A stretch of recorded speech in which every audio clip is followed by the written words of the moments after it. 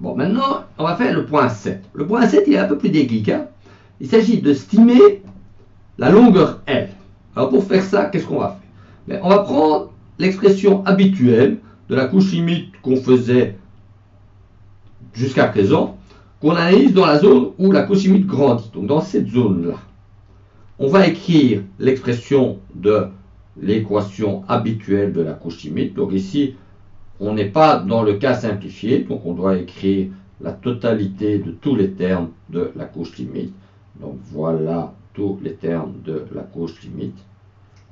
Et on se souvient que dans cette zone-là, la couche limite est définie comme le lieu géométrique où les deux termes sont du même ordre de grandeur. Et donc ça veut dire qu'on dit que celui-là, il est de l'ordre de grandeur de mu u infini sur delta au carré de x, et l'autre terme, ici, il est de l'ordre de grandeur de rho u infini au carré sur x. Ok? Alors, si on égale ces deux termes, on va obtenir que rho, alors on peut déjà faire une petite simplification ici, rho u infini sur x est égal à mu delta au carré, et de ça, on peut écrire que delta de x va être égal à radical de mu x sur rho u infini.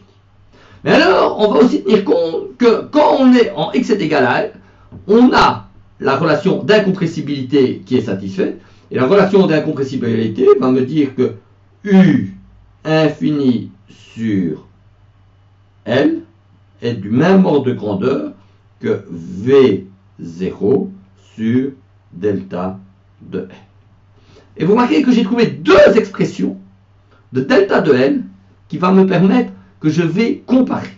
Donc je prends ces deux expressions-ci et je vais les mettre ensemble.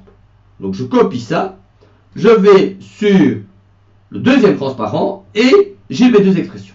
Et ce que je vais faire, c'est que je vais exprimer delta de L en prenant l'expression petit monstre rouge et en prenant l'expression petit monstre vert. Alors si je fais ça, j'écris que delta L est égal à quoi?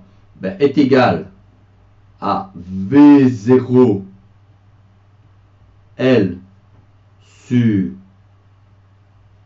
delta de L sur U infini. Et de l'autre côté, je prends l'expression petit monstre vert et j'obtiens mu L sur rho U infini. J'élève le tout au carré, ce qui va me donner mu L rho U infini est égal à V0 au carré, L au carré, U infini au carré. Tu simplifies ce qui est simplifiable, c'est-à-dire que tu tues le L ici avec le L qui est là, le U infini qui est avec le L. Et maintenant, j'ai bien une expression qui va me permettre d'obtenir L. Parce que maintenant, j'ai que L vaut quoi? Mu U infini sur rho V0 au carré. Et donc, j'ai bien une expression de L en fonction des données du problème. J'ai estimé le L de manière indépendante des inconnus et j'ai l'expression. Et donc, le truc est fait. C'est une question qui n'est pas évidente. Quand je vois la solution, ça a l'air simple. Il faut imaginer que vous devez un petit peu chercher. Vous voyez que là, j'ai utilisé deux relations que j'ai mis ensemble et j'ai trouvé mon estimation de L. C'est la partie difficile de la séance d'exercice. C'est pas trivial, il faut un peu chercher pour obtenir la solution finale. Voilà, alors on fera le dernier point